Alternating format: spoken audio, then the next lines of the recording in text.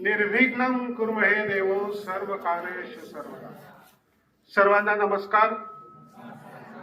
कवयित्री बहिणाबाई चौधरी उत्तर महाराष्ट्र विद्यापीठ आणि व्ही.एस. नाईक कला वाणिज्य आणि विज्ञान महाविद्यालयाच्या वतीनं आयोजित केलेल्या आजच्या या एक दिवसीय कार्यशाळेमध्ये मी आपल्या सगळ्यांचं मनपूर्वक हार्दिक स्वागत करतो. व्यासपीठावर उपस्थित आदरणीय दापसे सर, समन्वयक ढेमरे सर, उपस्थित सर्व गुरुजन वर्ग, माता पिता, भगिनी आणि बंधूंनो, मी बरोबर तुमच्याशी एक तासभर बोलणार आहे. मला वेळ दिलेला आहे तासभराचा, पण मला आत्मविश्वास आहे, पूर्ण कॉन्फिडन्स आहे की या तासभरामध्ये मी जे तुम्हाला सांगणार आहे ते नवीन असेल, ते तुमच्या भावी आयुष्यासाठी कदाचित कलाटणी देणारं असेल आणि ते तुमच्या उज्ज्वल भविष्यासाठी आवश्यक असेल, याबद्दल मी कॉन्फिडंट आहे. आणि म्हणून या कार्यशाळेमध्ये मी आपल्या सगळ्यांचं पुनश्च एकदा मनपूर्वक हार्दिक स्वागत करतो.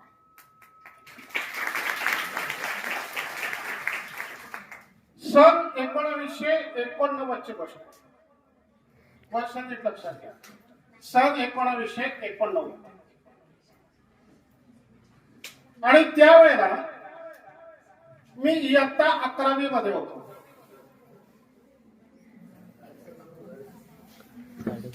म्हणजे सन 1989 ला मी ज्या वेळेला 11वी मध्ये होतो, त्यावेळेला वर्गात बसलेलो असताना आमच्या टीचर आल्या आणि या टीचरने आम्हाला असं सांगितलं की महाविद्यालयामध्ये एक वक्तृत्व स्पर्धेचं आयोजन केलेलं आहे आणि या वक्तृत्व स्पर्धेमध्ये कोण सहभाग घेणार. मी इकडे तिकडे पाहायला लागलो की आजूबाजूला कोण हात वरती करतंय, कोण इतका हुशार मुलगा आहे. कोणीच हात वरती करत नव्हता. आणि अचानक मी हात उंच केला. मॅडम, मी हात उंच केला.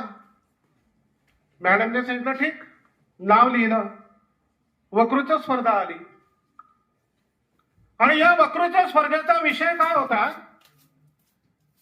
तर 1989 ला त्यावेळेला हुंडा देण्याची पद्धत मोठ्या प्रमाणामध्ये होती आणि म्हणून हुंडाबंदी विरोधात कायदा झाला पाहिजे, अशा प्रकारचा विषय त्या वक्तृत्व स्पर्धेचा होता.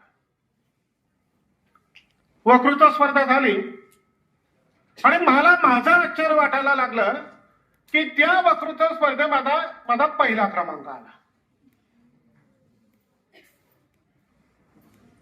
आणि मला बक्षीस कोणी दिलं तर मला बक्षीस मिळालं त्यावेळेच्या 1989 सालच्या एक मराठी सिरियल होती गोट्या नावाची, आणि या गोट्या फेम म्हणून जे जळगाव मध्येच राहायचे ते भैयासाहेब उपासनी कलाकार होते, गोट्या फेम म्हणून. आणि या भैया उपासनींच्या हस्ते मला पहिलं बक्षीस मिळालं. कल्पना करा. आणि पारितोषिक किती होतं पहिल्या क्रमांकाचं तर त्यावेळेला मला पहिल्या क्रमांकाचं पारितोषिक मिळालं होतं 1100 रुपये. 1989 चे 1100, आजचे 50,000.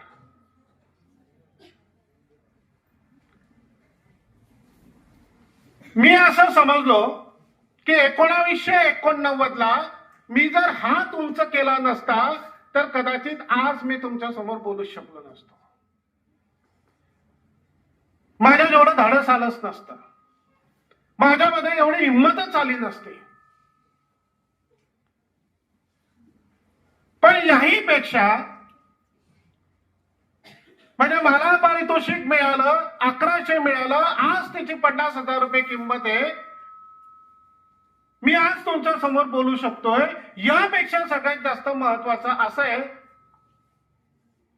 की मी हात उंच केला आणि ते धाडस दाखवलं, त्यामुळे मी आज तुमच्या समोर उभा आहे. आणि याला म्हणतात लीडरशिप. लीडरशिप अशी तयार होत नाही. लीडरशिपचे सिद्धांत कितीही वाचले, कितीही ऐकले तरी लीडरशिप निर्माण होणार नाही. लीडरशिप जर निर्माण करायची असतील तर त्यासाठी जे स्किल आवश्यक असतात त्याच्यातलं पहिलं स्किल आहे आणि ते म्हणजे कॉन्फिडंट, आत्मविश्वास.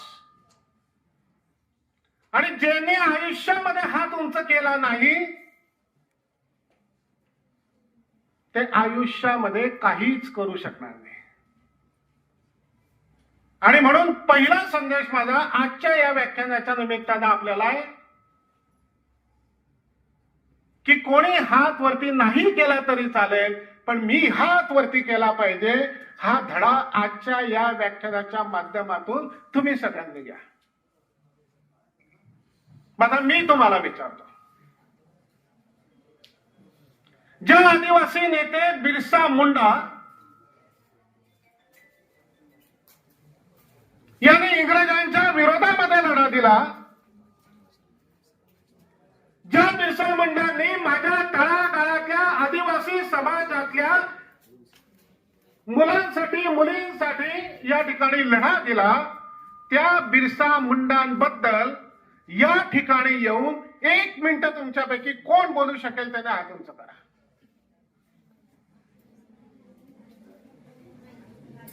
मी तुम्हाला प्रश्न विचारतो, आहे कोणी? एक पण नाही, एकही नाही. त्याला बिरसा मुंडा जाऊ द्या. छत्रपती शिवाजी महाराजांचा जो जयघोष आम्ही करतो त्या छत्रपती शिवाजी महाराजांबद्दल या ठिकाणी येऊन 1 मिनिट कोण बोलू शकेल त्यांना हात उंच करा. Very good. उभी राहा, टाळ्या वाजवा सगळे. तर ये इकडे. आजच्या या नेतृत्व विकास कार्यशाळेमध्ये मी एकटा बोलणार नाहीये, मी तुमच्याशी संवाद साधण्याचा प्रयत्न करणार आहे. आणि म्हणून लीडरशिप जी निर्माण केली जाते ती लीडरशिप निर्माण केली जाते की जसं 1989 ला मी हात उंच केला तसं आज 2025 ला इने हात उंच केलाय. आणि जसं मी माझ्या आयुष्यामध्ये प्राध्यापक झालो, बोलू शकलो, मला कॉन्फिडंट आहे. ही कसं बोलेल मला माहित नाही, पण 100% सांगतो आजच्या 20 वर्षानंतर ही खूप आणि खूप मोठी झालेली असेल. काय नाव आहे तुझं? साक्षी महाजन. आता ही 1 मिनिट आपल्या समोर छत्रपती शिवाजी महाराजांबद्दल बोलते, ऐकून घ्या. 1930 चा कालखंड होता. नद्या चाचपडत वाहत होत्या. जगन्नाथ पंडितासारखा पंडितही त्यावेळेस दिल्लीचा बादशाह राजेश्वरांना मानत होता. त्याच काळात हिरा मोत्यांची माळ आवर्जून घालणारे होते राजे महाराजे. आणि त्याच काळात कवड्यांची माळ घालणारे आवर्जून कवड्यांची माळ घालणारे आपले छत्रपती शिवाजी महाराजांचा जन्म 19 फेब्रुवारी 1930 रोजी झाला. 1630 रोजी झाला होता.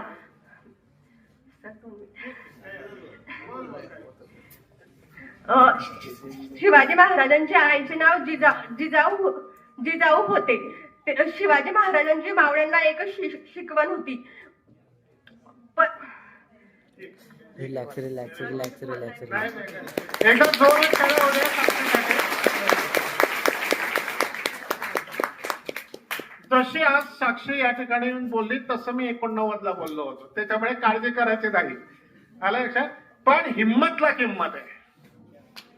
मी जर सांगतोय तुम्हाला की हिम्मतला किंमत आहे आणि ती हिम्मत साक्षीमध्ये आहे.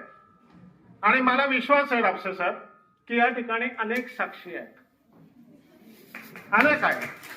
फक्त गरज आहे कॉन्फिडन्सची, आत्मविश्वासाची. आणि म्हणून लक्षात ठेवा की या आजच्या नेतृत्व विकास शाळेमधून मी तुम्हाला काही नवीन गोष्टी अशाही सांगतोय की त्या तुम्हाला आयुष्यात कामात पडणार आहे. लीडरशिप म्हणजे काय? तर कॉन्फिडन्स. एक लक्षात आपल्याला मुद्दा आला. आता दुसरी एक गोष्ट लक्षात ठेवा की लीडरशिपला म्हणजे या जगामध्ये सगळ्यात सोपं काय आहे माहितीये तुम्हाला? या जगामध्ये सगळ्यात सोपं आहे ते म्हणजे लीडरशिप करणं. आता तुम्हाला असं वाटेल असं कसं काय? कारण त्याला कोणताच क्रायटेरिया नाही ना. लीडरशिप होण्यासाठी, लीडर होण्यासाठी कोणताच क्रायटेरिया नाही आहे. काळा, गोरा, कोणत्याही रंगाचा माणूस लीडर होऊ शकतो का नाही? उंच, बुटका, कोणताही माणूस लीडर होऊ शकतो का नाही? त्याचबरोबर श्रीमंत, गरीब होऊ शकतो का नाही? शिकलेला, न शिकलेला तोही लीडर होऊ शकतो का नाही? मग मला तुम्ही सांगा, जगामध्ये इतकं सोपं काय हो तुमच्या आमच्या सगळ्यांसाठी? इथे बसलेला प्रत्येक विद्यार्थी आणि प्रत्येक विद्यार्थिनी लीडर बनू शकते, कारण तो क्रायटेरिया तुमच्याकडे आहे. तुम्हाला काही नावं सांगतो, आश्चर्य वाटेल तुम्हाला. म्हणजे माझा दुसरा मुद्दा लक्षात घ्या की लीडर होण्यासाठी कोणतीही विशेष पात्रता लागत नाही. जो शारीरिक व्यंग ज्या व्यक्तीमध्ये असतो तो सुद्धा लीडर होऊ शकतो. तुम्हाला आम्हाला सगळ्यांना 2 हात चांगले, 2 डोळे चांगले, 2 पाय चांगले, चांगले कान दिले, नाक दिले, सगळं व्यवस्थित आहे. पण शारीरिक व्यंग असणारा जर व्यक्ती लीडर होऊ शकतो तर आम्ही का नाही होऊ शकत? जगामध्ये तुम्हाला काही नावं सांगतो मी, जे नवीन आहे म्हणून मी तुम्हाला बोललो की मी नवीन देण्याचा प्रयत्न करतोय. जगामध्ये सगळ्यात उंच असलेला लीडर कोण माणूस? तर त्याचं नाव आहे धर्मेंद्र प्रताप सिंग. याची उंची 8.1, 8 फूट, आणि तो लीडर आहे. मी सांगतो, लक्षात ठेवा मुद्दे, की लीडर होण्यासाठी कोणतीही पात्रता लागत नाही. सगळ्यात बुटका माणूस महाराष्ट्राच्या राजकारणातलं उत्तम उदाहरण आपल्याला माहिती आहे. R.R. आबा पाटील. बुटके पण लीडर आहे, महाराष्ट्राचे मंत्री झाले. तुमच्या आमच्या भागामध्ये राहणारे एकनाथराव खडसे, नाथाभाऊ, उंची कमी आहे पण काम मोठं आहे. म्हणून उंच आणि बुटका हे महत्वाचं नाही, कोणी होऊ शकतो. नेल्सन मंडेला नाव ऐकलंय आपण, रंगाने काळे पण लीडर आहे. जगाने नेतृत्व मान्य केलं त्यांचं, जगाने नेल्सन मंडेलांचं. जो बायडन, उंच धिप्पाड आणि रंगाने गोरा असलेला माणूस, महासत्तेचं नेतृत्व करतोय, जगामध्ये नोंद घेतली गेली. तुम्हाला आश्चर्य वाटेल, आमच्या भुसावळ्याला एक अंध मुलगी आहे, प्रज्ञा चक्षू म्हणतात आपण त्याला आता अलीकडच्या काळामध्ये. अंध आहे, तिला दोन्ही डोळ्यांनी दिसत नाही, आणि तिचं नाव आहे प्रांजल पाटील. शिकली, IAS झाली. आता दिल्लीला एका आयुक्त कार्यालयामध्ये उपायुक्त म्हणून काम करते. लीडर. काय गरज नाही, आम्हाला तर 2 डोळ्यांनी दिसतो हो, ती दोन्ही डोळ्याने अंध आहे. लक्षात घ्या. आणि इतकं सोपं लीडर होणं. आणि म्हणून आत्मविश्वास महत्वाचा, आणि रंग काळा, गोरा, उंच, बुटका याला काही महत्व नाही. डॉक्टर बाबासाहेब आंबेडकर, आपण त्यांना भारतीय राज्यघटनेचा शिल्पकार म्हणतो. जगामधला असा एकमेव माणूस आहे की गरिबी वगैरे हे काही येऊ दिलं नाही मध्ये, विकासामध्ये. त्यांच्या शैक्षणिक दृष्टिकोनातून केलेल्या प्रवासामध्ये गरिबी वगैरे काही नाही. नेतृत्व केलं गोरगरिबांचं, तळागाळातल्या दीनदलितांचं नेतृत्व केलं. पण डॉक्टर बाबासाहेब आंबेडकर इतके शिकले, इतक्या पदव्या प्राप्त केल्या, असा शिकलेला माणूस जगामध्ये जे काही 2, 4, 5 असतील त्याच्यामध्ये डॉक्टर बाबासाहेब आंबेडकर. आणि म्हणून तुम्हाला असं वाटत असेल इथं बसलेल्यांना की माझ्या घरची तर परिस्थिती बरोबर नाही, घरी खायला 2 वेळचं नीट मिळत नाही, शिकायला पैसे नाही, आणि मी कसं काय लीडर होऊ शकतो. डॉक्टर बाबासाहेब आंबेडकरांचं जीवनपट पहा फक्त एकदा, होऊ शकतो. त्याचबरोबर जे शिकलेच नाही, म्हणजे आता ही जी आदिवासी शाळा आहे सर, खास त्या मुलांसाठी आपण आयोजित केली ना, त्याचंच उदाहरण देतो तुम्हाला. अगदी आपल्या बाजूला असलेला जो लोकसभा मतदारसंघ होता, तिथे खासदार म्हणून निवडून आले माणिकराव गावित. नाव ऐकलं ना? माणिकराव गावित, आदिवासी आहे. किती वेळा खासदार निवडून आले? 9 वेळा. 45 वर्ष न शिकलेला माणूस या देशाच्या संसदेमध्ये प्रतिनिधित्व करतोय 9 वेळा, आणि 2 वेळेला केंद्रीय मिनिस्टर. खासदार माणिकराव गावित. हे का सांगतोय आपल्याला? की आपल्या आदिवासी समाजातला एक माणूस जो शिकला नाही पण अनुभव पाठीशी घेतला, लीडरशिपचे जे गुण पाहिजे होते ते गुण स्वतःच्या अंगामध्ये आणले, आणि तो माणूस या देशाच्या संसदेमध्ये 9 वेळा प्रतिनिधित्व केलं, लोकांनी निवडून दिलं म्हणून. मग आता तुम्ही मला सांगा की लीडर होणं किती सोपं आहे. एक अजून उदाहरण तुम्हाला सांगतो, आश्चर्य वाटेल, नवीन माहिती देतोय तुम्हाला. कदाचित तुम्ही ते नाव ऐकलं असेल नसेल मला माहित नाही. हेलन किलर, कोणी ऐकलंय तुमच्यापैकी नाव? Very good. एक विद्यार्थीने हातवरती केलेला आहे. 2 व्हेरी गुड, म्हणजे माहिती आहे थोडं. कोणी हेलन किलर? ही हेलन केलर मूक आणि बधीर आहे. तिला दिसत नाही, ऐकू येत नाही. पण या हेलन केलरने असं काम केलं या तिच्या देशामध्ये, म्हणजे US मध्ये, की तिला राष्ट्रपतींच्या हस्ते अवॉर्ड मिळाला.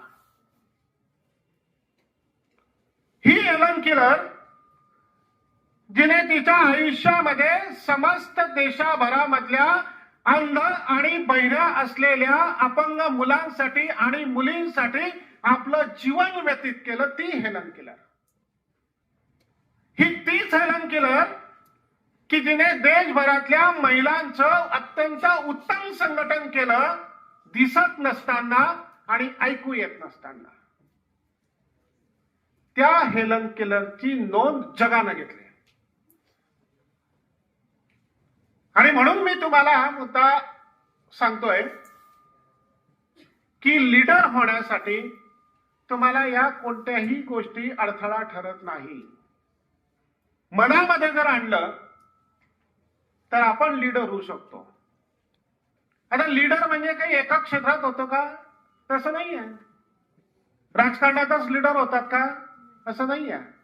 सामाजिक क्षेत्रात लीडर होऊ शकतात, धार्मिक क्षेत्रामध्ये लीडर होऊ शकतात, शैक्षणिक क्षेत्रामध्ये लीडर होऊ शकतात, सांस्कृतिक क्षेत्रामध्ये लीडर होऊ शकतात. अगदी तुम्हाला सांगतो, आपण ज्या कॉलेजमध्ये शिकतो त्या कॉलेजमध्येही आपण लीडर होऊ शकतो. आणि त्याच्या पुढचं जाऊन सांगतो, आपण ज्या घरामध्ये राहतो ना त्या घराचं सुद्धा आपण लीडर होऊ शकतो. त्याला वयाची अट नाहीये. कुटुंब प्रमुख असतो घरामध्ये, आपला बाप असतो आणि माय असते, कुटुंब प्रमुख असतात. पण त्या कुटुंबामध्ये लीडर होण्याचं काम आपण करू शकतो. त्या घरामधल्या प्रत्येकाची जबाबदारी जर आपण सांभाळली, एक मुलगा म्हणून आणि मुलगी म्हणून आपल्या स्वतःच्या माय बापाची जबाबदारी सांभाळणे तुम्ही लीडर झाले. स्वतःचा पैसा कमवून माझ्या आई बापाला जर कधी या ठिकाणी मी वागवत असेल, तुम्ही लीडर झाले. आणि कोणतंच काम न करता फक्त आई खाऊ सारखं घरामध्ये बसून खाणं आई बापाच्या जीवावर, तो लीडर होऊ शकत नाही. लक्षात घ्या मुद्दा. म्हणून लीडर व्हायचं असेल तर तुम्ही कुटुंबापासून सुरुवात करू शकता. कुटुंबापासून आपण लीडर झालो तर मग तो आयुष्य जगामध्ये कोणत्याही क्षेत्रामध्ये या ठिकाणी लीडर होऊ शकतो. म्हणजे तुम्हाला आश्चर्य वाटेल, तुम्हाला काही उदाहरणं जर मी या ठिकाणी सांगितले की वेगवेगळ्या क्षेत्रामधले लीडर्स, म्हणजे आता सामाजिक क्षेत्रामध्ये कोण लीडर होऊन गेले? अण्णा हजारे, बाबा आमटे, शाहू महाराज, मदर टेरेसा झाले लीडर सामाजिक क्षेत्रात.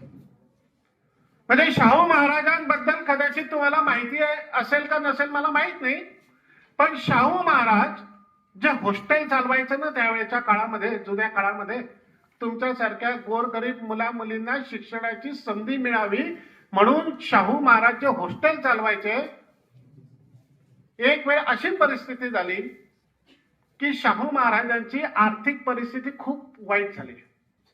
आणि आता हे हॉस्टेल चालवायचं कसं? हे जे मुलं मुली या हॉस्टेलमध्ये आलेले आहेत, यांना 2 वेळचं जेवण देऊ कसं? असं ज्या वेळेला शाहू महाराजांच्या डोळ्यावर समोर प्रश्न उभा राहिला, त्यावेळेला त्यांच्या पत्नी, ज्यांचं नाव लक्ष्मीबाई आहे, ही लक्ष्मीबाई शाहू महाराजांना असं म्हणते की तुम्ही कशाला काळजी करता? आपल्या घरामध्ये पैसे नसले तर ठीक आहे, पण ह्या मुलांना खाऊ देण्याची, 2 वेळचं जेवण देण्याची जबाबदारी मी घेते. आणि त्याच लक्ष्मीबाईने स्वतःच्या गळ्यातलं मंगळसूत्र काढलं, शाहू महाराजांच्या हातामध्ये दिलं आणि शाहू महाराजांना म्हटलं की हे मंगळसूत्र मोडून टाका, पण या हॉस्टेलमध्ये शिकणाऱ्या मुला मुलींना जेवण द्या. ती झाली लिडरशिप, ते झालं नेतृत्व. त्या हॉस्टेलमध्ये शिकणाऱ्या या सगळ्या गोरगरीब दीनदलित पीडित असलेल्या मुला मुलींचं नेतृत्व त्या लक्ष्मीबाईने स्वीकारलं, स्वतःच्या गळ्यातलं मंगळसूत्र या ठिकाणी दिलं. आणि म्हणून सामाजिक क्षेत्रात लिडरशिप आहे, सांस्कृतिक क्षेत्रातही लिडरशिप आहे. काही नावं तुम्हाला मुद्दाम मी काढलेली आहेत ती सांगतो. M.F. हुसेन, सांस्कृतिक क्षेत्रामधलं खूप मोठं नावाजलेलं नाव. उस्ताद बिस्मिल्ला खान, तबला वादक, माहिती आहे तुम्हाला? कोणत्या अर्थाने लीडर झाले? की या देशभरामध्ये ज्यांना ज्यांना संगीताची आवड आहे ते सगळे लोक तबला वादक म्हणून बिस्मिल्ला खान यांचे शो पाहायला मोठ्या संख्येने करतात. ते लीडर्स. तसेच लीडर झाले शैक्षणिक क्षेत्रामध्ये डॉक्टर सर्वपल्ली राधाकृष्णन. हे नाव आपल्याला बऱ्यापैकी माहिती आहे.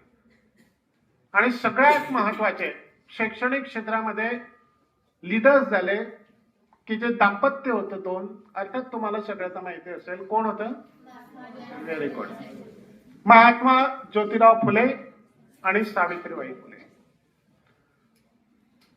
या महाराष्ट्रामध्ये शिक्षणाची अखंड ज्योत निर्माण करण्याचं काम या दाम्पत्याने केलं. अनेक अडचणींचा सामना केला, पण लीडर झाले महाराष्ट्राचे. आजही त्यांच्या जन्मतिथी पुण्यतिथी आम्ही साजऱ्या करतो, ते आमच्या लक्षात राहतात, कारण त्यांनी असं काम केलं त्यांच्या आयुष्यामध्ये जगत असताना की ते अतुलनीय होतं. आणि म्हणून ते आमच्या लक्षात राहिले. आम्ही आमच्या आई वडील लक्षात ठेवतो, पण आजोबांचं नाव किती लोकांना माहिती हो? आणि पंजोबांचं तर अजून लांब राहिलं. बरोबर.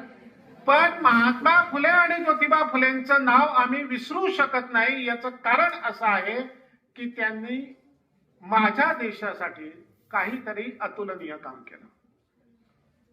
आणि म्हणून जगण्यात खरा अर्थ काय आहे सर? की ही जी मुलं मुली बसली आहेत ना, आपण सगळेजण तर असं काम करा की जे जगापेक्षा वेगळं असेल आणि ते आपण करू शकतो. मला आत्मविश्वास आहे. आता धार्मिक क्षेत्रामध्ये वेगवेगळ्या धर्माचे काही गुरु असतात. म्हणजे जसं पांडुरंग शास्त्री आठवले, श्री श्री रविशंकर आहे, रामदेव बाबा आहे, अण्णासाहेब मोरे. बुद्ध विहारांमध्ये आम्ही भंतेजींचं व्याख्यान ऐकतो, बरोबर की नाही? हे आमचे धार्मिक क्षेत्रातले गुरु आहे. ते लीडर्स आहे त्या त्या क्षेत्रामधले. वैज्ञानिक क्षेत्राचा उल्लेख केला तर सगळ्यात मोठं पहिलं नाव कोणतं येईल? Very good, doctor APJ Abdul Kalam. लगेच येतं डोळ्यासमोर. लीडर्स या देशातले. आणि ते फक्त वैज्ञानिक क्षेत्रापुरता मर्यादित राहिले का? या देशाचे राष्ट्रपती होण्याचा बहुमान त्यांनी या ठिकाणी मिळवला. आम्हाला अभिमान वाटतो सगळ्यांना की आमच्या देशाचा नेता, leader doctor APJ Abdul Kalam एक वैज्ञानिक. आणि पहा चांगल्या लोकांचं कसं असतं. डॉक्टर APJ अब्दुल कलाम यांचा मृत्यू एक व्याख्यान देत असतातच झाला. म्हणजे मृत्यू येणं हे तुमच्या आमच्यासाठी जनरल आहे, पण असा मृत्यू येणं हे फक्त भाग्यवान माणसाच्या नशिबात आहे. आणि म्हणून APJ अब्दुल कलामांचा आम्हाला विचार करता येतो. जयंत नारळीकर म्हणून आहेत, त्यांचा उल्लेख आम्हाला करता येईल. आणि पर्यावरण क्षेत्रामध्ये जर लीडर्स आपण या ठिकाणी पाहिले त्याच्यामध्ये मेधा पाटकर, सुंदरलाल बहुगुणा आणि चैत्राम पवार. आता हे चैत्राम पवार कोण असा प्रश्न आपल्या मनामध्ये निर्माण. हा असा माणूस आहे चैत्राम पवार नावाचा. लक्षात ठेवा, मी जे नाव सांगतोय तो तुम्हाला. हा असा माणूस आहे चैत्राम पवार की जो आदिवासी भागामध्ये एका खेड्यामध्ये बारीपाडा नावाच्या गावामध्ये या माणसाने त्याचं जे गाव आहे ते गाव स्वावलंबी बनवलं. संपूर्ण महाराष्ट्रामध्ये त्याचं गाव आदर्श झालं. ज्या महागड्या औषधी आम्ही खरेदी करतो त्याला पर्याय म्हणून आदिवासी क्षेत्रांमध्ये असलेल्या ज्या वन औषधी आहे या वन औषधींचं संकलन करून त्या गावातल्या लोकांना त्या वन औषधीने बरं करणारा हा चैत्राम पवार आहे. लक्षात घ्या मी काय सांगतोय. आणि म्हणून आम्ही जी आमची लिडरशिप आहे ही आमची लिडरशिप आम्ही कोणत्याही मार्गाने या ठिकाणी करू शकतो. याची उदाहरणं मी या ठिकाणी तुम्हाला दिली. आमचं काय होतं सर की लीडर व्हायचं असतं आम्हाला, पण आम्ही फक्त स्वतःचा विचार करतो.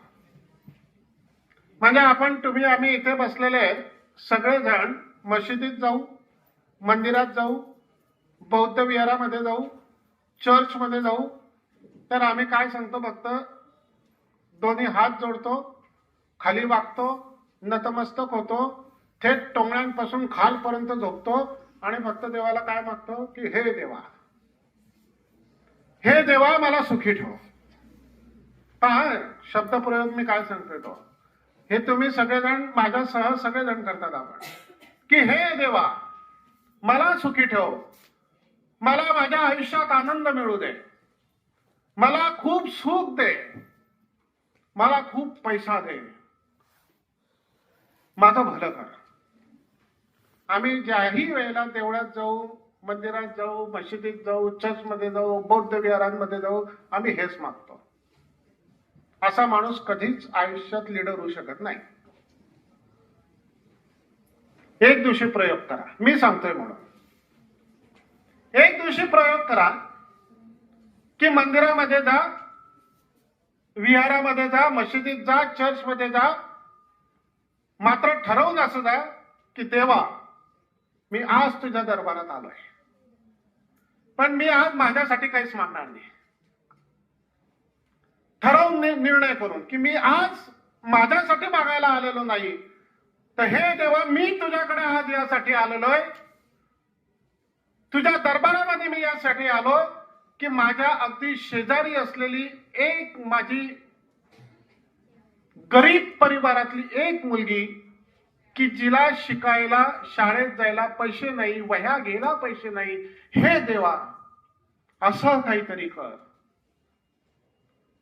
असं काहीतरी कर की तिला पुस्तकं घेण्यासाठी पैसे येऊ दे रे देवा तिच्याजवळ, तिला शाळेत जाण्यासाठी फी भरायची आहे म्हणून असं काहीतरी कर देवा की तिला ती फी मिळाली पाहिजे. देवा आज मी तुझ्या दरबारामध्ये आलो की माझ्या गावामधले त्या झोपडीमध्ये राहणाऱ्या माणसाला 2 वेळचं जेवण नाही मिळत रे देवा. अरे असं काहीतरी कर ना देवा तू की तिला किमान 1 वेळचं तर जेवण मिळू. आणि म्हणून मी आज माझ्यासाठी आलेलो नाही देवा, मी त्यांना मदत करावी म्हणून तुझ्याकडे आलेलो आहे देवा. हा प्रयोग ज्या दिवशी तुम्ही कराल त्या दिवशी तुम्ही लीडर झालात, त्या दिवशी तुम्ही समाजाचं नेतृत्व स्वीकारलं असं त्याचा अर्थ आहे. आणि म्हणून लीडरशिपच्या वर्कशॉप मध्ये हा तिसरा मुद्दा तुम्ही लक्षात ठेवा की लीडर जर व्हायचं असेल तर स्वतःसाठी नाही, दुसऱ्यासाठी मागायला शिका.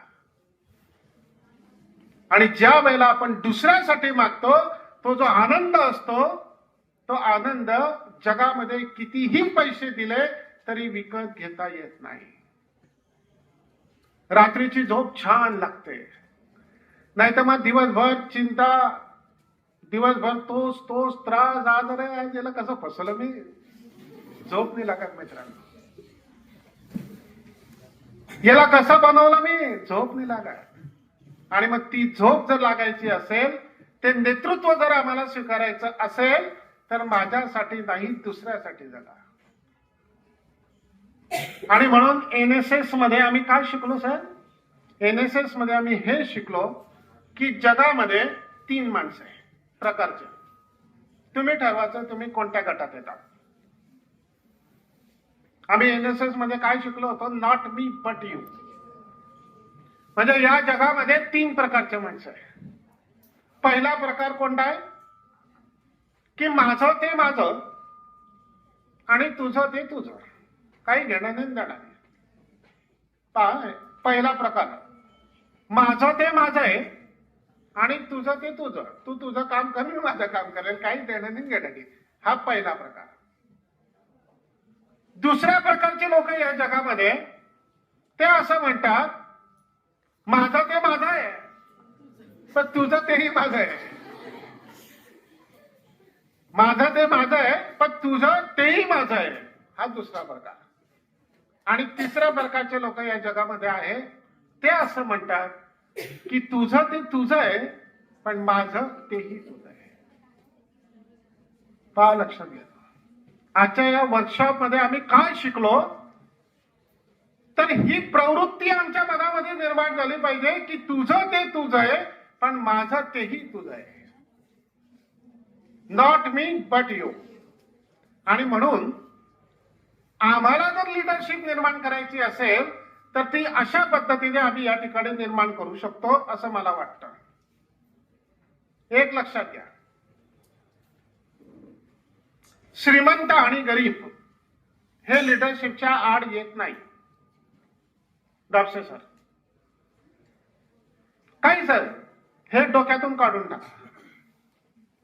अत्यंत गरीबात गरीब झोपडीमध्ये राहणारा सुद्धा लीडर होऊ शकतो. तुमच्या बँकेच्या अकाउंट मध्ये म्हणजे त्या पासबुक मध्ये किती लाख रुपये आहे याच्यावरून तुमची श्रीमंती ठरणार नाही. मी पुन्हा सांगतो, ते नीट लक्षात ठेवा की तुमच्या बँकेच्या अकाउंट मध्ये पासबुक मध्ये किती लाखो रुपये आहेत याच्यावरून तुमची श्रीमंती ठरणार नाही. तर तुमच्या घरी एखाद्या दुःखद प्रसंगाला किती लोक अश्रू गाळत आले यावर तुमची श्रीमंती आहे, यावर श्रीमंती. जर तुमच्या दुःखामध्ये कोणीच आलं नाही तर तुम्ही आयुष्यात काय कमवलं हो मित्रांनो? लाखो करोडो रुपये असू द्या हो, पण तुम्हाला झालेल्या दुःखात ज्याला अश्रू गाळत कोणी आला नाही तर ते श्रीमंतीला उपयोग काय? आणि असे अनेक लोक आहेत की जे झोपडीमध्ये राहतात, त्याच्या घरी दुःखाचा प्रसंग आला तर 4 चाकी गाड्यांमध्ये जाणारे श्रीमंत लोकही तिथेच असतात. आणि म्हणून श्रीमंती आणि गरिबी हा डोक्यातून विषय काढा. लीडर होण्यासाठी या गोष्टीची गरज नाही. म्हणून मी तुम्हाला पूर्वी जे सांगितलं पहिल्यांदा ते लक्षात ठेवा की जगामध्ये लीडर व्हायला कोणताही क्रायटेरिया नाही, इलिजिबिलिटी नाही, कोणीही लीडर होऊ शकतं. आणि म्हणून त्या दृष्टिकोनातून हा मुद्दा आपण सगळ्यांनी लक्षात घ्यावा. चंद्रशेखर आझाद, भगतसिंग, राजगुरू हे नावं माहिती आपल्याला सगळ्यांना. आपण पाहिला, इतिहासही पाहिला. का राहिले लक्षात? कारण वयाच्या अवघ्या 16व्या वर्षी या तिन्ही नेत्यांनी, जे लीडर्स होते, जे प्रतिनिधित्व करत होते अन्याय आणि अत्याचाराच्या विरोधामध्ये, या चंद्रशेखर, भगतसिंग आणि राजगुरू हे तिन्ही जण इंग्रजांच्या विरोधामध्ये ज्या त्यांनी या ठिकाणी कारवाया केल्या, जे आंदोलन केलं, ब्रिटिशांनी त्यांना पकडलं आणि फासावर लटकवलं. आणि म्हणून चंद्रशेखर, भगतसिंग, राजगुरू लीडर्स झाले या भारतीय समाजाचे. आणि म्हणून ते आमच्या लक्षात आहे. आणि म्हणून अशा प्रकारचे जे लीडर्स आहेत, या लीडर्सचे इतिहास, त्यांची पार्श्वभूमी ही तुम्ही आम्ही पाहिले पाहिजे. ज्या डॉक्टर बाबासाहेब आंबेडकरांचा नेहमी आम्ही उल्लेख करतो, मोठ्या मोठ्या घोषणा देतो, डॉक्टर बाबासाहेब आंबेडकरांचा विजय असो, त्या डॉक्टर बाबासाहेब आंबेडकरांनी या समाजाचं नेतृत्व असं केलं परदेशामध्ये की त्यांनी कधीही दारूच्या ग्लासाला स्पर्श केला नाही. लक्षात घ्या. म्हणून ते लीडर्स झाले. ज्या बाबासाहेब आंबेडकरांचं आम्ही एवढं नाव घेतो, जयघोष करतो, मग त्यांनी जर दारूच्या ग्लासाला स्पर्श केला नाही तर ते गुण आम्ही का घेऊ शकत नाही? म्हणून नुसत्या घोषणा देऊन चालणार नाही, लीडर घोषणा देऊन निर्माण होणार नाही. त्या माझ्या नेत्याने जे चारित्र्य जपलं, ते चारित्र्य जर मी जपू शकलो तर मी लीडर्स होईल. छत्रपती शिवाजी महाराजांचा आम्ही जयघोष करतो, त्यांची नावाची घोषणा करतो, पण त्या छत्रपती शिवाजी महाराजांनी आयुष्यात सुपारीच्या खांडाला सुद्धा स्पर्श केला नाही. ते छत्रपती शिवाजी महाराज आम्हाला पाहिजे. आणि म्हणून नुसत्या घोषणा देऊन चालणार नाहीये मित्रांनो. तर त्यांनी जे चारित्र्य जपलं ते जर आमच्या या पिढीने आज जपलं तर आम्ही लीडर्स होऊ शकू. आणि तेव्हाच आम्हाला अधिकार आहे या नेत्यांच्या नावांच्या घोषणा देण्याचा. स्वामी विवेकानंद काय म्हणाले? लीडर्स झाले ते भारतीय समाजाचे.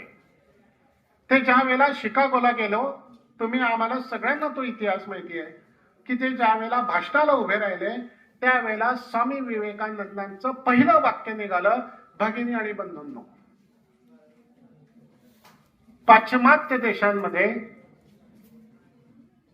भगिनींना पहिला मान देणं हे त्यांना पचत नव्हतं, पटत नव्हतं. महिलांना असलेलं स्थान हे पुरुषांपेक्षा दुय्यम असावं ही विचारसरणी घेतलेले हे पाश्चिमात्य देश. आणि त्या पाश्चिमात्य देशांमध्ये महिलांचा सन्मान राखावा म्हणून स्वामी विवेकानंद ज्या वेळेला असं बोलले की समस्त जमलेल्या माझ्या भगिनी आणि बंधूंनो, त्यावेळेला जगाने स्वामी विवेकानंदांना ओळखलं. एक वाक्य जगामध्ये तुम्हाला प्रसिद्ध करू शकतं. ते काम स्वामी विवेकानंदांनी केलं. आणि म्हणून आजच्या या वर्कशॉप मध्ये आम्ही हे गुण घेतले पाहिजे, हे शिकलो पाहिजे की माझ्या 2 वाक्यांनी माझ्या या वर्कशॉप मध्ये, समाजामध्ये, परिसरामध्ये बदल झाला पाहिजे. माझा तर आग्रह असेल तुम्हाला सगळ्यांना की सर, तुम्ही ह्या पिढीतले आहात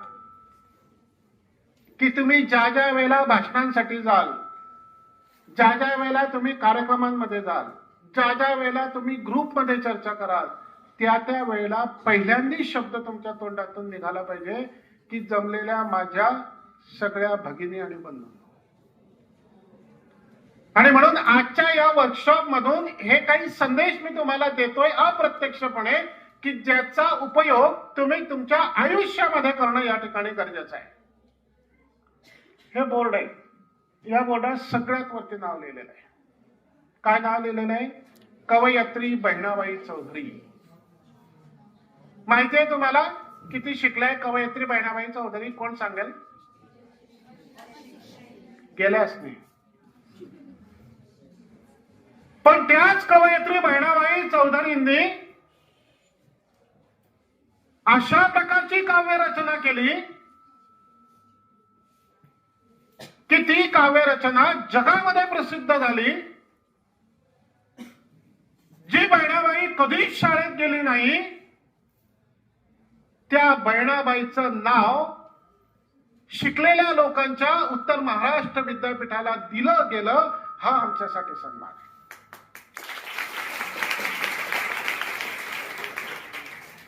आणि म्हणून मी पुन्हा त्या मुद्द्यावर तुम्हाला येऊन हे सांगतोय की लीडर होण्यासाठी शिक्षणाची गरज नाही. त्या बहिणाबाईने की जिने कधी शाळा पाहिली नाही, त्या बहिणाबाईने काव्य रचना केली. तुमच्या मनातलं जे होतं ते कागदावर लिहिलं, ते उतरवलं, ती गाणी गायली आणि त्या कवयित्रींचं, त्या बहिणाबाईचं नाव आम्ही मोठ्या मोठ्या पदव्या घेणाऱ्या आमच्या या विद्यापीठाला दिलं. हा त्या बहिणाबाईंचा सन्मान नाहीये, हा या जगामधील समस्त महिला वर्गाचा सन्मान आहे. आणि म्हणून ही उदाहरणं आम्ही कधीतरी पाहणार आहोत. म्हणून मी मुद्दाम तुम्हाला आज नवीन हे देण्याचा प्रयत्न करतोय की अशी काही माणसं या जगामध्ये होऊन गेली की ती माणसं नसती तर कदाचित हा देश झाला नसता. आणि म्हणून हे मुद्दे तुम्ही या ठिकाणी लक्षात ठेवा. महात्मा गांधींचं नाव तुम्ही आम्ही सगळेजण ऐकलंय. लीडरशिप,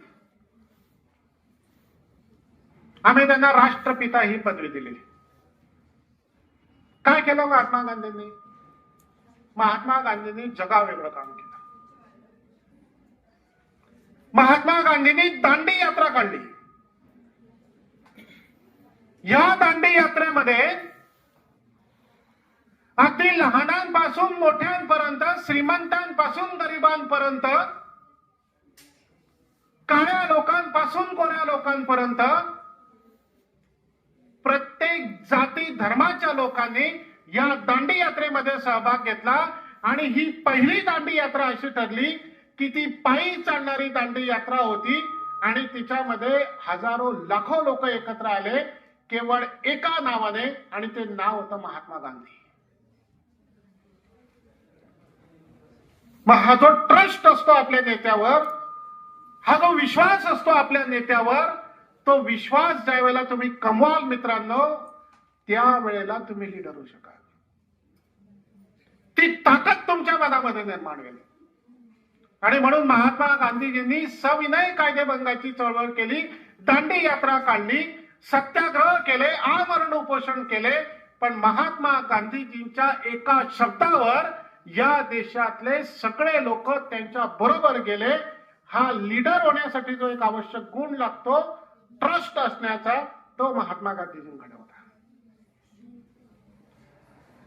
आणि म्हणून आम्ही ज्या वेळेला समाजामध्ये वावरतो त्यावेळेला माझ्या शब्दावर किती मुलं मुली तयार होतात याच्यावर तुमची लिडरशिप अवलंबून आहे. हा जो ट्रस्ट असतो ना मित्रांनो, मैत्रिणींनो, हा ट्रस्ट महत्वाचा आहे, हा विश्वास महत्वाचा आहे. आणि हा विश्वास जर आम्ही कमवू शकलो तर आजच्या या वर्कशॉपचं फलित झालं असं मला वाटतं. म्हणून मी तुम्हाला ही मुद्दाम काही उदाहरणं या ठिकाणी देतोय. डॉक्टर बाबासाहेब आंबेडकरांनी एका शब्दामध्ये, एका म्हणतोय मी तुम्हाला, या सगळ्या देशभरामधल्या दीन दलित पीडित असलेल्या समाजाला एकत्र केलं. त्या डॉक्टर बाबासाहेब आंबेडकरांचा आम्ही आदर्श घेतला पाहिजे. म्हणजे पूर्वीच्या काळामध्ये डॉक्टर बाबासाहेब आंबेडकरांचं भाषण जर ऐकायचं असेल तर तुम्हाला आश्चर्य वाटेल की त्याला तिकीट होतं. लक्षात घ्या तुम्ही की डॉक्टर बाबासाहेब आंबेडकरांचे विचार ऐकण्यासाठी ज्या वेळेला सभा व्हायच्या त्यावेळेला लोक आपल्या पदरातून 2 आणे 4 आणे या ठिकाणी द्यायचे आणि बाबासाहेबांचे विचार ऐकायला जायचे. ही किमया डॉक्टर बाबासाहेब आंबेडकर. नाहीतर आज हजारो रुपये तिकीट ठेवून लोक ते सिनेमा पाहायला जात नाही, तो शो पाहायला जात नाही, की ते विचार ऐकायला जात नाही. पण डॉक्टर बाबासाहेब आंबेडकरांचे विचार ऐकायला लोक स्वतःच्या खिशातून पैसे देत होते. हे डॉक्टर बाबासाहेब आंबेडकरांनी कमवलं. म्हणून डॉक्टर बाबासाहेब आंबेडकरांची लीडरशिप ही युनिक आहे. आणि म्हणून आजच्या या भाषणामधून मी तुम्हाला हे सांगण्याचा प्रयत्न करतोय की डॉक्टर बाबासाहेब आंबेडकरांनी काय सांगितलं या सगळ्या समाजाला, की शिका, संघटित व्हा आणि संघर्ष करा. 3 वाक्य, 3 शब्द आहे. पण या 3 शब्दांनी सगळा देश जोडला गेला. सगळा देश विश्वास ठेवला डॉक्टर बाबासाहेब आंबेडकरांच्या बोलण्यावर, त्यांच्या कृतीवर. आणि म्हणून वर्कशॉपच्या माध्यमातून आज आम्ही हे शिकलो पाहिजे की मी ज्या ज्या वेळेला समाजामध्ये काम करेल त्यावेळेला माझ्या शब्दाला ऐकणारे, माझ्यावर विश्वास ठेवणारे किती लोक आहेत, हा त्याच्यामधला महत्वाचा मुद्दा आहे. हे तुम्ही सगळ्यांनी लक्षात ठेवा. अन्यथा एक गोष्ट लक्षात ठेवा की भरलेला खिचा माणसाला जग दाखवतो. लक्षात घ्या, मी जे बोलतोय सांगतोय काय, की भरलेला खिचा माणसाला जग दाखवतो आणि रिकामा खिसा जो असतो तो या जीवनातली माणसं दाखवतो. हे वास्तव आहे. हे वास्तव आहे. आणि म्हणून खिचा रिकामा असला तरी चालेल, पण ही माणसं आम्ही पाहू शकतो, ती अनुभवू शकतो. हे आमच्यासाठी सगळ्यात महत्वाचं आहे. आणि म्हणून आजच्या या वर्कशॉप मध्ये तुम्ही हे शिकलं पाहिजे. हा संदेश मी तुम्हाला देतोय. नाही तर तुम्हाला एक गोष्ट सांगतो, तुम्हाला वास्तव आहे जगातलं. मी तुम्हाला एक का भान आणून देतोय वास्तवाचं, की तुमची जी आजची ही पिढी आहे, ह्या पिढीने या वास्तवाचं जर भान ठेवलं तर तुम्ही तुमच्या घरामध्ये नेतृत्व करू शकाल, तुम्ही तुमच्या समाजामध्ये नेतृत्व करू शकाल, तुम्ही तुमच्या धर्मामध्ये नेतृत्व करू शकाल, तुम्ही तुमच्या वेगवेगळ्या क्षेत्रात नेतृत्व करू शकाल. एक वास्तव तुम्हाला सांगतो, आश्चर्य वाटेल तुम्हाला. वास्तव असं आहे की ज्याला 100 किलोचं धान्याचं पोतं, नीट लक्षात ठेवा, ज्याला 100 किलोचं धान्याचं पोतं उचलता येतं, 100 किलोचं धान्याचं पोतं पाठीवर उचलता येतो, तो हमाल असतो, आमचा बिचारा कुली असतो, अन्य कोणी माणूस असेल त्याला ते कधीच विकत घेता येत नाही, त्याच्याजवळ तेवढे पैसेच नसतात. लक्षात घ्या की ज्याच्याजवळ म्हणजे 100 किलोचं धान्याचं पोतं ज्याच्या पाठीवर आहे, तो हमाल, तो माणूस ते धान्याचं पोतं विकत घेऊ शकेल एवढे पैसे त्याच्याजवळ कधीच नसतात. आणि ज्याला विकत घेता येतं तो ते धान्याचं पोतं पाठीवर कधीच ठेवू शकत नाही. हे वास्तव आहे. कधीच ठेवू शकत नाही. आणि म्हणून या वास्तवाकडे कधी आम्ही पाहणार आहोत की नाही. म्हणून आयुष्यामध्ये पैसाच महत्वाचा आहे असं नाही. पैशापेक्षा माणुसकी, चारित्र्य, समाजसेवा, गोरगरीब, दीनदलित, पीडपीडितांना मदत करण्याची प्रवृत्ती ही सगळ्यात महत्वाची आहे. हे लक्षात ठेवा. आणि म्हणून मग एकाने असं म्हटलंय, तो असं म्हणतो की आम्हाला जे पाहिजे ते जर मिळालं असतं, म्हणजे आम्हाला वाटतं आपल्याला हे मिळालं पाहिजे ते मिळालं पाहिजे, म्हणून तो असं म्हणतो की आपल्याला जे जे पाहिजे ते जर सगळं मिळालं तर जगायला गंमत राहणार नाही आणि देवाला सुद्धा किंमत राहणार नाही. सगळंच मिळालं तर मग कशासाठी देवळात जाऊ आम्ही? आणि म्हणून ह्या दृष्टिकोनातून तुम्ही विचार करा. नेतृत्वाचे काही गुण मी तुम्हाला फक्त या ठिकाणी सांगतोय. ते नेतृत्वाचे गुण ओझरते सांगतो ते समजून घ्या. एक तर जनसंपर्क असला पाहिजे, लोकसंग्रह आपल्याकडे असला पाहिजे. आपल्या मोबाईल्स मध्ये, आपला जो मोबाईल असतो ना, या मोबाईल्स मध्ये जेवढी जास्त नावं फीड असतील, लक्षात घ्या मी काय सांगतो, आपल्या मोबाईल मध्ये जेवढी जास्त नावं फीड असतील कॉन्टॅक्ट लिस्ट मध्ये, तेवढा तुमचा लोकसंग्रह मोठा आहे. आणि ह्या असलेल्या लोकांशी तुमचा असलेला संपर्क हा तुमची लिडरशिप व्यक्त करतो. आणि जर आपल्या मोबाईल मध्ये फक्त आपल्या घरातल्या भावाचा, बहिणीचा, आईचा, वडिलांचा मोबाईल नंबर असला तर असं जीवन न जगलेलं बरं. लोकसंग्रह, सुखात आणि दुखात आम्ही कधी जाणार आहोत की नाही आमच्या मुला मुलींच्या, मैत्रिणींच्या. आता इथे बसलेले जे विविध महाविद्यालयातले मुलं मुली या ठिकाणी बसलेले, कधी केलाय का हा प्रयोग की माझ्या कॉलेजमधली एखाद्या मुलीच्या घरी तिचे आई वारली, तिचे वडील वारले, आम्ही कधी गेलो? चांगली गोष्ट आहे. हाच लिडरशिपचा मुख्य गुण आहे.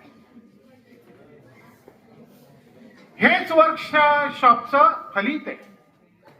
हे जर तुम्ही तुमच्या आयुष्यामध्ये करत असाल तर तुमच्यापेक्षा भाग्यवान माणूस कोणी नाही. आणि म्हणून सुखात दुःखात जाणं, आनंदामध्ये जाणं, वाढदिवसाच्या शुभेच्छा देणं, याला काही पैसे लागत नाही, पण लोकसंग्रह वाढतो. आपल्यामध्ये प्रभावी वक्तृत्व कला असली पाहिजे, संभाषण कला आपल्यामध्ये या ठिकाणी असली पाहिजे. चौफेर वाचन त्याच्यासाठी आवश्यक आहे. हे नेतृत्वाचे गुण ओझरते सांगतोय मी की चौफेर वाचन आपल्याला या ठिकाणी असलं पाहिजे. संघटन कौशल्य असलं पाहिजे. आपल्या बरोबरचे जे सगळे मित्र मैत्रिणी आहेत यांना जोडण्याचं काम केलं पाहिजे, तोडण्याचं कधी करू नये. आणि जोडण्याचं काम केलं तर तुम्ही लीडर झाला असा त्याचा अर्थ आहे. कणखरपणा, दृढ निश्चय, आत्मविश्वास, उपक्रमशीलता, अभ्यासू आणि योग्य दिशादर्शक, प्रेरक आणि विश्वास पात्र असणं हे नेतृत्वाचे काही गुण आहे. समाजाबद्दल आपुलकी असली पाहिजे. प्रामाणिक, सहनशील, काळानुसार बदलणारा व्यक्ती असला पाहिजे. हे नेतृत्वाचे गुण या ठिकाणी आहे. चारित्र्य संपन्न, नैतिक दृष्ट्या सदृढता असली पाहिजे. मग हे नेतृत्वाचे गुण एका महिलेमध्ये असल्याचं माझ्या लक्षात आलं. आणि त्या महिलेचं नाव आहे सिंधुताई सपकाळ. अनेक अनाथ असलेल्या मुलांची आई म्हणून ओळखली जाणारी सिंधुताई सपकाळ. म्हणजे अगदी अलीकडच्या काळामध्ये नेता कसा असावं याचं उत्तम उदाहरण जर आपल्याला पाहिजे असेल तर ते सिंधुताई सपकाळ. म्हणून सिंधुताईंचा अभ्यास करा. सिंधुताई सपकाळांनी त्यांच्या जीवनामध्ये असं काय केलं की त्या अनेकांच्या आई झाल्या, हे एकदा अभ्यास आहे. आणि सिंधुताई सपकाळ ज्या दिवशी तुम्हाला समजतील त्या दिवशी तुम्ही तुमच्या जीवनामध्ये यशस्वी झालात, हा त्याचा अर्थ. ते लक्षात घ्या. अगदी 9व्या वर्षी या सिंधुताईंचा विवाह झाला. 9व्या वर्षी. कल्पना करू शकत नाही आपण, इमॅजिन नाही होऊ शकत. पण 9व्या वर्षी या सिंधुताईंचा विवाह झाला तत्कालीन असलेल्या अनिष्ट रूढी, प्रथा आणि परंपरांचा परिपाक म्हणून. पण ती सिंधुताई सपकाळ मराठी चित्रपट सृष्टीतला एक चित्रपट निर्माण करू शकली की मी सिंधुताई सपकाळ. त्यावेळेला आमची छाती अभिमानाने. ज्या सिंधुताई सपकाळांनी अनेक अनाथ मुलांचं नेतृत्व केलं, ती सिंधुताई सपकाळ आम्हाला या ठिकाणी डोळ्यासमोर येते. 258 राष्ट्रीय आणि आंतरराष्ट्रीय पुरस्कार त्या सिंधुताई सपकाळ यांनी मिळवले, याचा आम्हाला अभिमान आहे.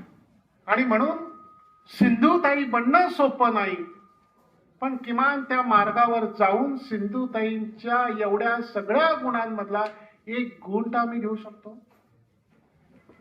आणि म्हणून आजच्या या वर्कशॉपच्या माध्यमातून मी हेच तुम्हाला सांगण्याचा प्रयत्न करतोय की आम्ही या वेगवेगळ्या नेत्यांची नावं यासाठी मी तुम्हाला सांगतोय की त्यांच्यापासून काहीतरी शिका. काही आदिवासी नेत्यांची नावं या ठिकाणी सांगणं मला क्रमप्राप्त वाटतं की जे आजच्या या वर्कशॉप मध्ये तुम्हाला माहिती असली पाहिजे. त्याच्यामध्ये मी काही खास नावं मुद्दाम काढून ठेवली, ती तुमच्या कानावर तरी असायला पाहिजे म्हणून. सिंधराय मानकी भारतीय क्रांतिकारी होते. पोटो हो हे भारतीय क्रांतिकारी आदिवासी नेतृत्व आहे. गंभीर सिंह मुंडा, अर्जुन मुंडा, शिबू सोरेन, हेमंत सोरेन हे सगळे भारतीय राजकीय राजनीती तज्ञ आहेत. त्याचबरोबर डॉक्टर विजयकुमार गावित आपल्या अगदी शेजारच्या जिल्ह्यामध्ये असलेले. बिरसा मुंडा ज्यांचं आपण सुरुवातीलाच या ठिकाणी माल्यार्पण केलं, ते बिरसा मुंडा. आदिवासीचे नेते जयपाल सिंह मुंडा, त्याचबरोबर रामदयाल मुंडा, गंगा नारायण सिंग, रघुनाथ सिंग, सुबल सिंग, दुर्जन सिंग, टंट्या भिल, राणा पुंजा भिल, सिद्धू बिंदराय मानकी आणि सगळ्यात मोठं आणि शेवटचं नाव की जे तुम्हाला सांगणं मला आजच्या वर्कशॉप मध्ये आवश्यक वाटतंय, आणि ते आहे भारताच्या महामहिम राष्ट्रपती द्रौपदी. लक्षात घ्या, भारताच्या महामहिम राष्ट्रपती एका आदिवासी समाजातल्या जन्मलेल्या स्त्रीने या ठिकाणी भोगावं, यापेक्षा आनंद आम्हाला दुसरा कोणता असेल. आणि म्हणून आजच्या या वर्कशॉप मध्ये मी जे तुम्हाला सुरुवातीला सांगितलं की श्रीमंती, गरिबी, काळा गोरा, उंच बुटका, जात, धर्म या सगळ्या गोष्टी बाजूला ठेवून जर मी मनामध्ये ठरवलं, आत्मविश्वास निर्माण केला, तर मी लीडर होऊ शकते. आणि त्याचं उत्तम उदाहरण द्रौपदी मुर्मू, ज्या आज आपल्या देशाच्या राष्ट्रपती आहे.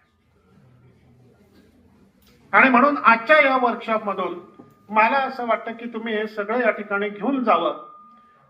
बिल जॉर्ज नावाचे मी नाव ऐकलं असेल. बिल जॉर्ज यांनी एक इंग्लिश पुस्तक लिहिलेलं होतं. त्या पुस्तकाचं नाव होतं ट्रू नॉर्थ. True north. आणि या पुस्तकामध्ये बिल जॉर्ज असं म्हणतात की ज्याला जगातलं सर्वोत्तम लीडर व्हायचं असेल तर त्याचा जो सेल्फ अवेअरनेस असला पाहिजे. Self awareness.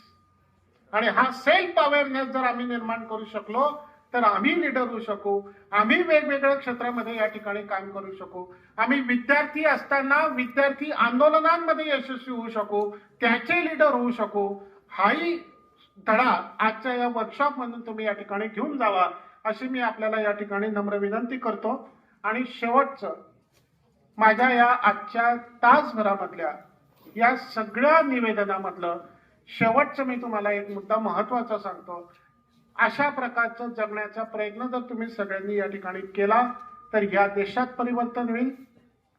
या समाजांमध्ये असलेलं जी दरी निर्माण होते ती नष्ट होईल. मोठा बदल क्रांतिकारी होऊ शकेल. एका कवीने असं सांगितलं होतं आणि ते तुमच्यासाठी आहे, सगळ्यांसाठी. म्हणून मला ते आठवलं, ते मी तुम्हाला या ठिकाणी सांगतोय की आम्हाला ज्या वेळेला नेतृत्व करायचं आहे, मग घरातलं, समाजातलं, कुठलंही असो क्षेत्रातलं, हे करत असताना एक काम करा. आणि हे काम तुम्ही केलं तर तुम्ही लीडर व्हाल. तो कवी असं म्हणतो की तुम्ही सगळ्यांनी बसलेल्यांनी माझ्यासह असं काम करा की तेल नाही, तूप नाही, आधाराचा हात नाही. पहा काय सांगतोय लोक. तेल नाही, तूप नाही, आधाराचा हात नाही, त्याच्या घरी जाऊन एकदा तरी एक दिवा लाव, एक दिवा लाव.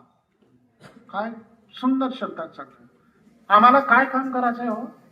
आम्हाला हे काम करायचंय लीडर म्हणून आमच्या क्षेत्रामध्ये की तेल नाही, तूप नाही, आधाराचा हात नाही, त्याच्या घरी जाऊन एकदा तरी एक दिवा लाव, एक दिवा लाव. ज्याच्या घरी अंधार असेल, ज्याच्या घरी अंधार असेल, अश्रून वाचून काहीच नसेल.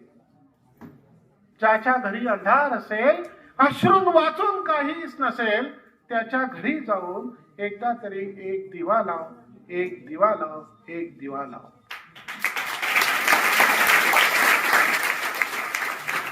हे दिवा लावण्याचं काम तुमच्या आमच्या सगळ्यांनी करावं अशी मी आपल्याला हात जोडून नम्र विनंती करतो. देवाला प्रार्थना करतो की तुमच्यामध्ये अशा प्रकारची वृत्ती, अशा प्रकारची प्रवृत्ती ही जन्माला येऊ आणि तुम्ही सुद्धा ज्या भागात राहत असाल, ज्या वाड्यात राहत असाल, ज्या घरात राहत असाल, त्या घरामध्ये एक उत्तम नेतृत्व तुम्ही या ठिकाणी करू शकाल आणि ती ताकद तुमच्या मनामध्ये निर्माण हो ही प्रभूचरणी या ठिकाणी प्रार्थना करतो. तुम्ही तासभर माझं निवेदन या ठिकाणी शांतपणे ऐकून घेतलं त्याबद्दल तुमच्या सगळ्यांचे मनपूर्वक हार्दिक आभार व्यक्त करतो. आपल्या महाविद्यालयानं मला या ठिकाणी आमंत्रित केलं आणि माझे विचार या विविध महाविद्यालयातील विद्यार्थ्यांसमोर प्रकट करण्याची मला संधी दिली. त्याबद्दल महाविद्यालयाचे प्राचार्य, समन्वयक, उपप्राचार्य आणि उपस्थित असलेल्या सगळ्यांचं मी मनपूर्वक धन्यवाद देतो. पुन्हा एकदा तुम्हाला सगळ्यांना शुभेच्छा देतो. धन्यवाद. जय हिंद, जय महाराष्ट्र.